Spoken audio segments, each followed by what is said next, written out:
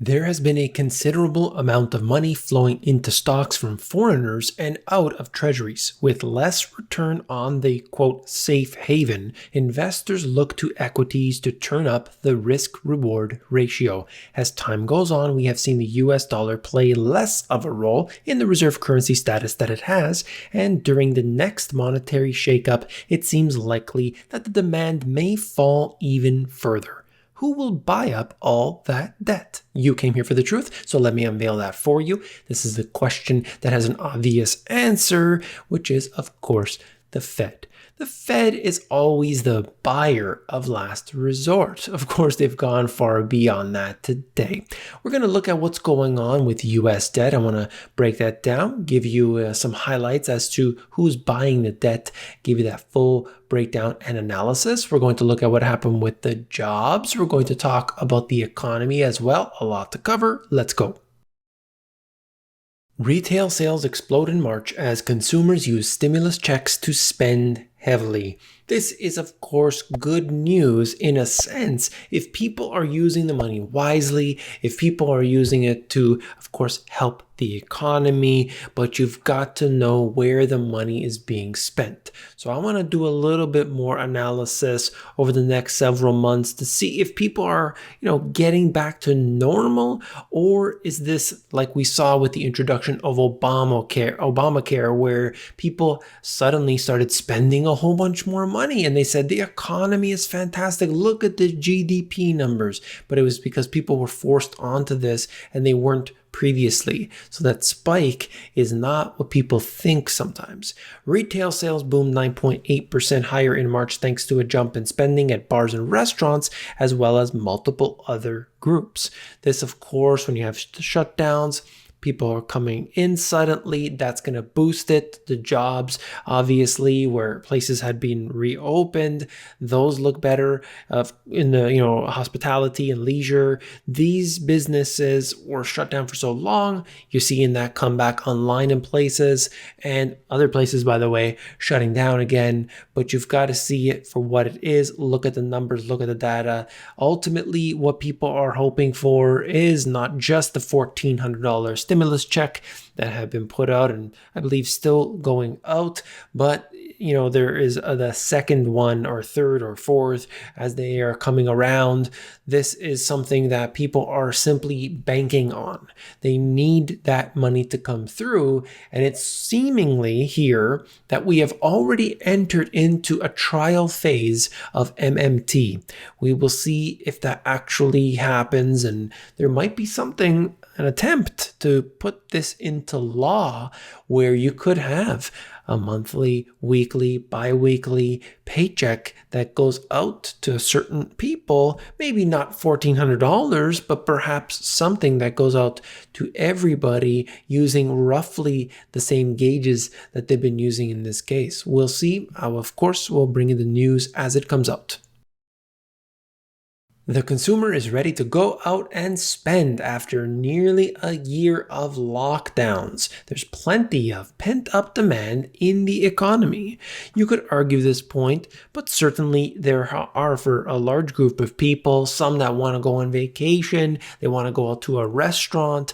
But as I spoke with one individual subscriber that told me in Mexico City during the swine flu, what happened there, a 3-week lockdown permanently shifted the future, the course of individuals. They are not going out to restaurants as much. They're staying home more often, and other trends that were a mainstay over a decade later. So I'm interested to see if the same patterns emerge, considering the fact that in many places it was over a year of on and off lockdowns, and some places still going on today. You could see at the bottom there, reflation booster. US small caps relative to tech heavy gauge bounce off the support line. So I'm interested to see what happens with that as well. We're going to get into more of the debt situation, and we'll look at some of the factors here in just a moment. But here, in this paragraph, this continues to be one of the more confusing dynamics in markets, at least right now. I think part of it is that you saw the 10-year make a very rapid move over a very short period of time. So this could be a pause before it starts to move higher again. So of course, you're seeing the right here, international concerns helping fuel the rally in treasuries, with many investors caught positioned for higher yields. I'm going to bring you more on that. I think it's really key to watch what happens in the bond market. Jobless claims, a proxy for layoffs, fell to 576,000 last week from 769,000 a week earlier, saying that it's the lowest weekly figure since March 2020. And of course, that's fantastic if that's actually the case, if that's actually what's happening and that people are going back to work. You have 100 million people that are out of the workforce, some perhaps permanently. We'll see how that unfolds. I've just seen that, you've got 18 million people in the United States that are on some sort of emergency type funding, their assistance that they need right now. That should tell you something. So let's talk about the bond market. Let's talk about debt. Starting with this, out of Bloomberg, falling yield. Benchmark US yield falls to the lowest level in a month. So of course, there were the concerns about the heating up of inflation. It's rising, but there have been some suggesting it's only temporary, and the actions of the Federal Reserve are not necessarily going to boost that up simply because their activities don't do what they say that they'll do. You gotta worry about the money velocity. We've talked much about this before, and I think it is important to pay attention to that as well.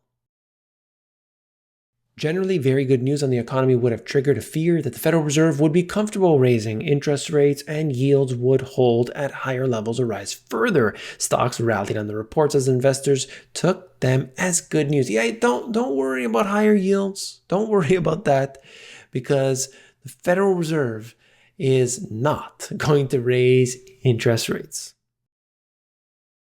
China, for I believe 4 months in a row, was a buyer of US Treasury securities. As you can see, going back 2017, they had been, on average, they had been sellers. And you could see that, in fact, if you go back to approximately 2013, this trend continues except for this real dip, and then it spiked back up. But the trend essentially is in that they've been selling more. Now, in the last 4 months, that has definitely changed. So I'm keeping a close eye on all of this. There's a lot more to it. I've got this monthly change in foreign treasury holdings. As you could see, overall, though, this had declined. I believe it's something around $60 billion worth. So I'm interested to look at that and see, who is buying, who is selling. You could see the foreign flows in and out of US stocks. I believe that's the biggest ever. This chart goes back to 1980, but you could see how exaggerated this has been. Unbelievable. After the financial crisis, of course, that seems to be in a declining trend, but 2020, it had this massive swing because the US, the Federal Reserve, they're kind of signaling this is the place to park your money. Interestingly, the global gold reserves had begun to decline throughout the second half of 2020, and the treasury holdings were increasing.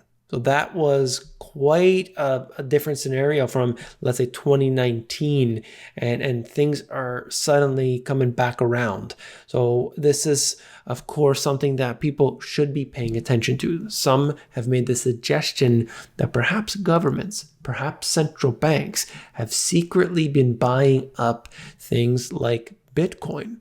Could it be possible? Well, we don't have any data on that. I don't want to speculate on it personally, but I'm interested to hear your thoughts. Always take a look at the major foreign holders of Treasury securities. Do not get the charts from any website and believe what you're seeing. Always go to a search engine, type in major foreign holders of treasury securities. You can see the breakdown right here. Japan has been overall one of the biggest over the last several years, right now in the top spot. But if you were to look at it month to month, they had declined somewhat. And China's been purchasing, but overall, like I said, you're noticing that these different, China and so on, while they have been buyers, others have been sellers. But you look around, I mean, Cayman Islands, that's not the country, that's hedge funds, that's shell companies, and so on. The same thing for perhaps Ireland and Luxembourg and others in this list. And now we come to the Money GPS insights. All I wanted to say here was that people need to be aware of what they have their money in. When you see that all of your money is based on one currency, on one commodity, on one aspect of the financial system, whatever that is, it can always change. Nobody has a crystal ball. Nobody is able to predict the future with 100% certainty. And if we know that anything is true, is that times change, things change. So be prepared, be aware, and always have your ducks in a row, as they say. Always have your finances in order and make sure to stay one step ahead. If you believe inflation is coming, there are certain steps to take. I've done videos about that. If you believe deflation is coming, of course, there are other steps to take. Always look at the information at hand, do what you can, and of course, we'll always be better off than simply waiting for something to be done for us. Interesting chart right here directly from the BLS. Consumer prices increased 2.6% for the 12 months ending March 2021. I just found this funny because you can see that black line. Maybe if I zoom in, you might be able to see a little better. But that black line there, that's food. And they are claiming that over the last several months here, it has been declining. Anybody experiencing declining food prices? Really? I mean, this is nonsense. I mean, you're seeing that it's still high. I mean, 3.5% versus, let's say, what is the peak here? 4.5%, the rate at which it's increasing. I don't see any slowdown at all, just like housing prices, just like all these other things. But of course, what they tell you is not necessarily reality. I couldn't believe it when I read it, but check this out. U.S. housing market is nearly 4 million homes short of buyer demand. I don't know where these people are coming from. Are they coming from outer space? 4 million people suddenly need a home? There was no new immigration coming in. I mean, what the heck is going on? Canadian housing has this hottest month ever as sellers look to cash in. I need to show you what's happening here. You just see the rate at which the prices are rising. It is incredible, and it's going absolutely parabolic. Quick note, bankruptcies by North American oil producers rose to the highest first quarter level since 2016. Of course, when you've got a lot of these companies that were dealing with $0 oil, in some cases even into the negative, of course, it's going to put pressure on these businesses, and they need a relatively high, for a lot of them that are operating, doing shale and so on, they need to operate at higher prices. That's all for this video. If you found it informative, hit that thumbs up button. When you do, you're supporting me. I want to thank you for that. If you want to learn about e-commerce, you can do so for free, the AmazonGPS.com.